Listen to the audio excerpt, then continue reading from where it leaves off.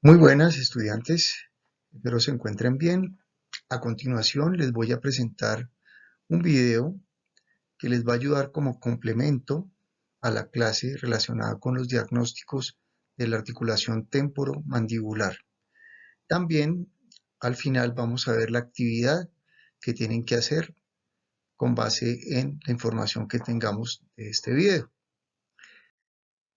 Entonces empezamos por decir que los diagnósticos de la articulación temporomandibular los podemos clasificar en 4 grupos que vemos a continuación: alteraciones del complejo condilodisco, incompatibilidad estructural, los trastornos inflamatorios y los de hipomovilidad mandibular crónica. Estos son los más importantes, los que más se nos van a presentar en nuestra práctica diaria. El primer grupo, alteración del complejo condilodisco. En este vamos a ver como una secuencia de cambios que vamos a encontrar a nivel de la articulación, desde una fase más sencilla, menos dañina, que es la fase de incoordinación. En esta tenemos que va a haber un adelgazamiento de la parte posterior del disco articular y los ligamentos retrodiscales que vemos acá señalados no van a tener tanta elongación, tanto estiramiento. Signos y síntomas que pueden presentar los pacientes es que puede haber o no ruido y va a haber una leve desviación al lado afectado cuando el paciente hace la apertura. Cuando la fase de incoordinación avanza, hay un mayor deterioro de las estructuras. Entonces se va a presentar una mayor elongación de los ligamentos retrodiscales, un mayor adelgazamiento de la zona posterior del disco articular, y ese disco va a quedar ubicado adelante del cóndilo, pero que cuando el paciente abre la boca, el cóndilo recaptura al disco. Esta alteración se llama desplazamiento anterior del disco con reducción. El término con reducción quiere decir que el cóndilo recaptura al disco articular. Vamos a ver aquí en este video.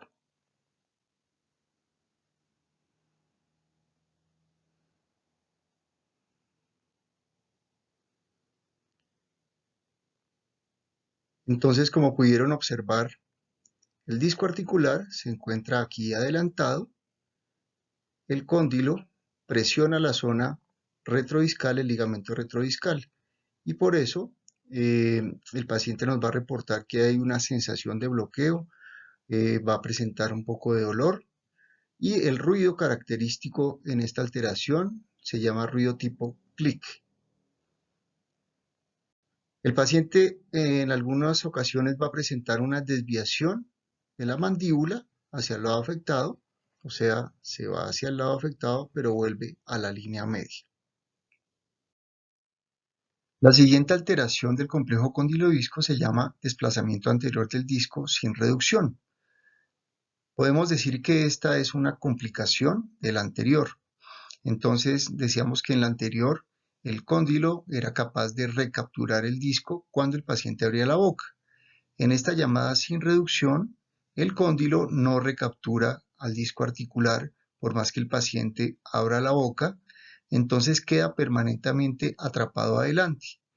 Por tanto, el cóndilo va a quedar presionando el ligamento retrodiscal, que como sabemos es altamente vascularizado e irrigado, pues va a generar dolor en el paciente. Y vamos a ver acá en este video lo que ocurre. The next joint demonstrates anterior disc displacement without reduction, Entonces vemos el cóndilo which implies that the está disc is presionando hacia consistently adelante el lying disco. anterior Acá to the vemos el disco condyle articular doblado y que no es recapturado during all cuando el mandibular paciente movements. The abre la disc boca, is lying y acá anterior vemos to the el condyle tejido and at retrodiscal. maximum. Entonces, acá lo que ocurre es que hay una mayor elongación de los ligamentos retrodiscales, el disco queda atrapado anteriormente y vamos a tener un colapso posterior, que es lo que vemos acá. Va a haber dolor. ¿Por qué? Porque en esta alteración hay dos fases, una fase aguda y una fase crónica. En la fase aguda, que es cuando el paciente lleva pocos días, 3, 5, máximo una semana, el disco queda atrapado adelante, entonces consulta porque presenta dolor. En la fase aguda hay dolor. No vamos a encontrar ruido porque el cóndilo, como decimos, no ha recapturado al disco articular. Si pasan los días, el paciente, pues después de que tiene una limitación de apertura, dolor y de flexión hacia el lado afectado, va a empezar a recuperar todo. Entonces, si pasa un mes, 3 meses, 6 meses o más, la sintomatología y los signos van a cambiar. El paciente va a empezar a abrir la boca de forma normal. Entonces, si inicialmente en la fase aguda tenía una limitación de 20, 30 milímetros, ya en la fase crónica va a empezar a abrir normal. Ya no va a haber deflexión como en la fase aguda, sino que el paciente va a empezar a abrir en línea recta y en esta fase crónica aparece un ruido. Así como en la fase aguda no había ruido, en la crónica sí. Aparece un ruido llamado crepitación. Se caracteriza porque es similar a cuando uno coge hojas secas de árbol y las tritura. Pues es parecido a eso, el ruido que se escucha. Es un ruido un poquito más prolongado, más largo que el clic y es característico de esa fase crónica. ¿Por qué se da? Porque en esa fase crónica posiblemente se presenten perforaciones del disco articular y como el cóndilo está presionando la zona posterior, esto se adelgaza, entonces comienza a haber un roce a nivel de estructuras óseas, lo que lleva a ese ruido característico. El siguiente grupo de patologías es el de la incompatibilidad estructural de las superficies articulares.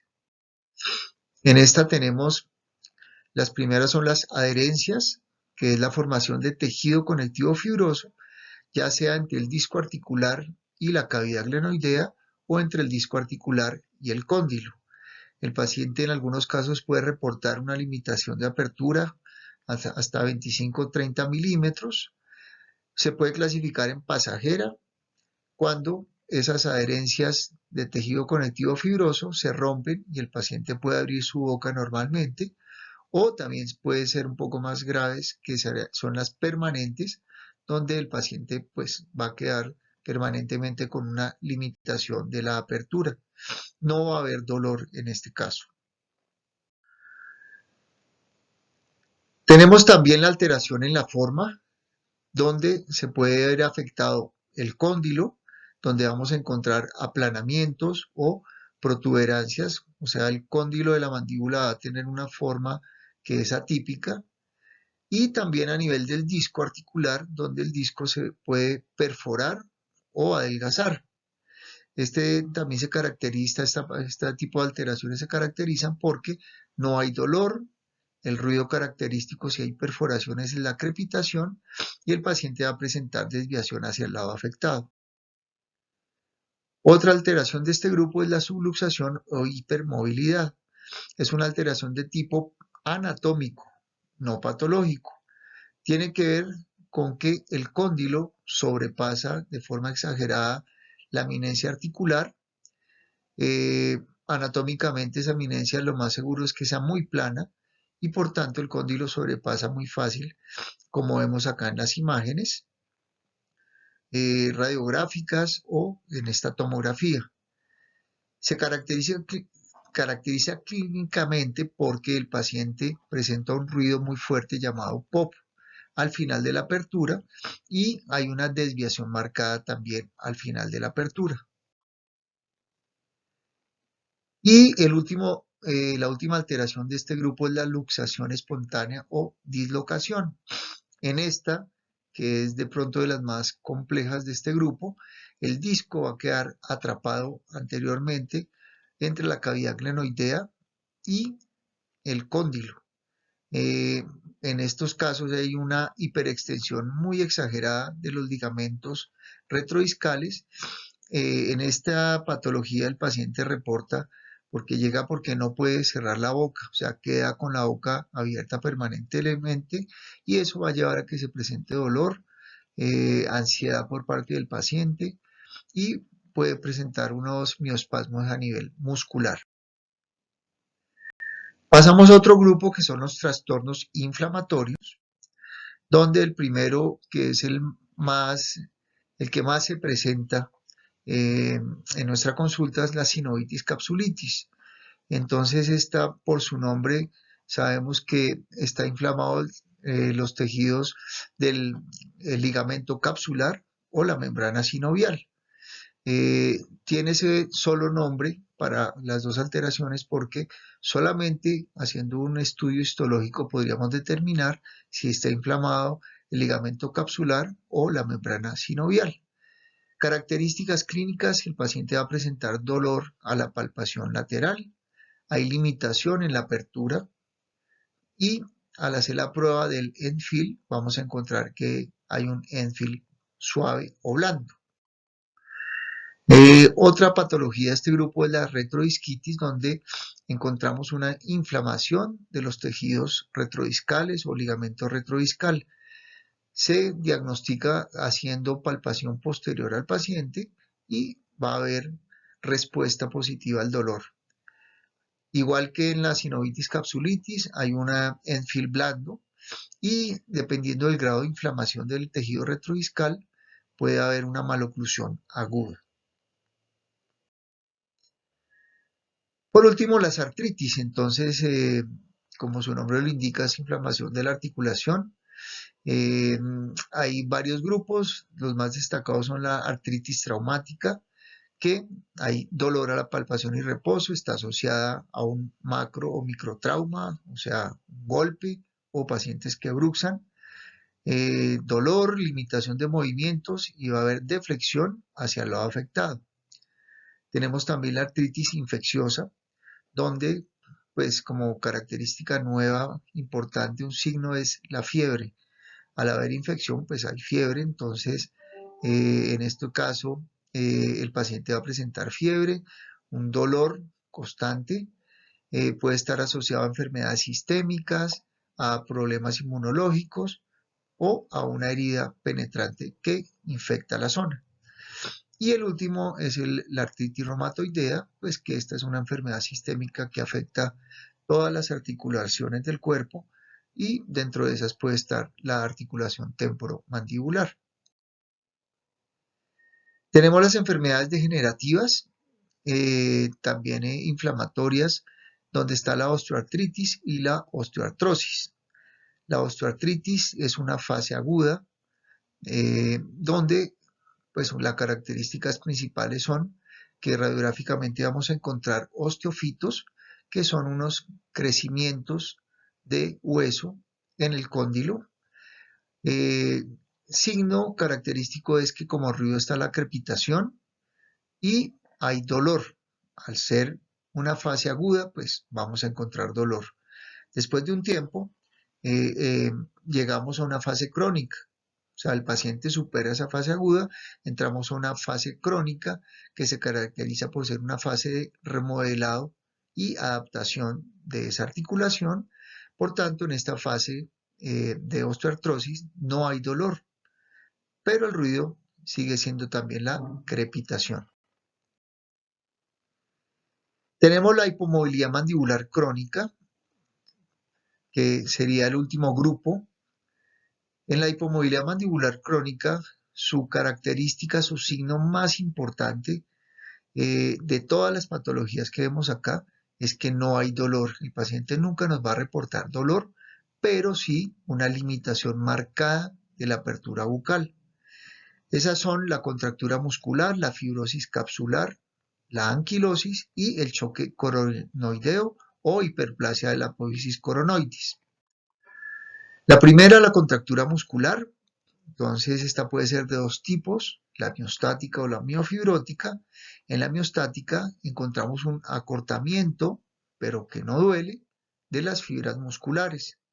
Entonces, esas fibras musculares se van a acortar permanentemente y por eso vamos a encontrar una limitación de la apertura.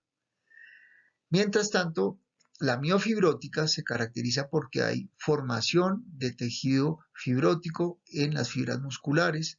Entonces estas fibras con tejido fibrótico van a limitar la apertura por parte del paciente. Luego, la otra patología es la fibrosis capsular. En la fibrosis capsular, pues lógicamente la estructura que está afectada es el ligamento capsular. Recuerden que ese ligamento capsular es ese ligamento que cubre totalmente la articulación temporomandibular y la protege. Entonces, en esta fibrosis capsular, como su nombre lo indica, es que se forma tejido fibrótico en esa cápsula. Entonces, esta puede darse por que no se trató adecuadamente la sinovitis capsulitis o por un trauma que el paciente no acudió a tratamiento de forma adecuada. No va a haber dolor y si es de un solo lado, vamos a encontrar deflexión hacia ese lado afectado. La anquilosis. Anquilosis, pues recuerden ustedes que es esa unión entre dos estructuras, dos partes óseas o un tejido blando con otro tejido. En cuanto a anquilosis en la TM puede ser de dos tipos, una fibrosa, donde pues su causa principal es la hemartrosis por trauma, o sea, un golpe que genera un sangrado en la articulación, lleva a que se formen esos tejidos fibróticos a nivel de la articulación. Entonces va a haber una limitación en los movimientos, en la apertura, pero no hay dolor. En la ósea, que es un poco más compleja, está asociada principalmente a una infección en la articulación.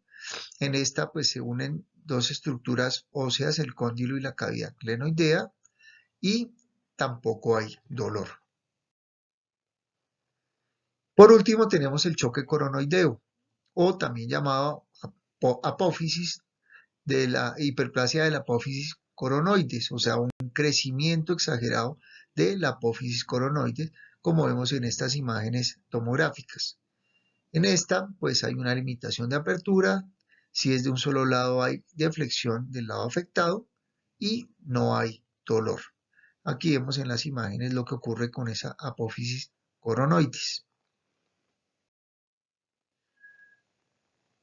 Encontramos la bibliografía donde, pues, dentro de los libros básicos importantes a tener en cuenta está el libro de Ockison, Oclusión y afecciones temporomandibulares, y encontramos otro tipo de libros de literatura también que les ayuda a complementar la información sobre este tema.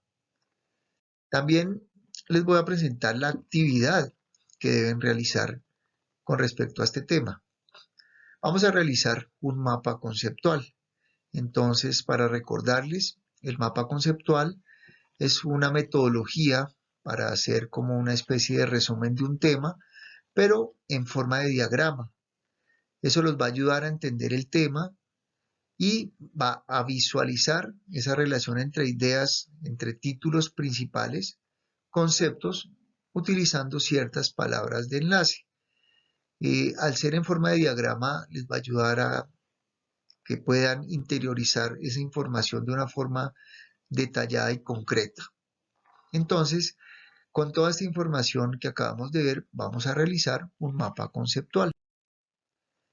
La rúbrica que vamos a manejar, pues es la rúbrica que manejamos en la universidad, donde vamos a tener en cuenta las tres dimensiones de la evaluación por competencias, que son el saber, el ser y el hacer. Entonces, para que tengan en cuenta que la evaluación del trabajo va a ser con base en esta rúbrica. No es más, espero que realicen la actividad de la mejor forma posible. Si tienen alguna duda, algún comentario sobre la presentación o sobre la actividad, no duden en escribirme al correo. Será hasta la próxima. Chao.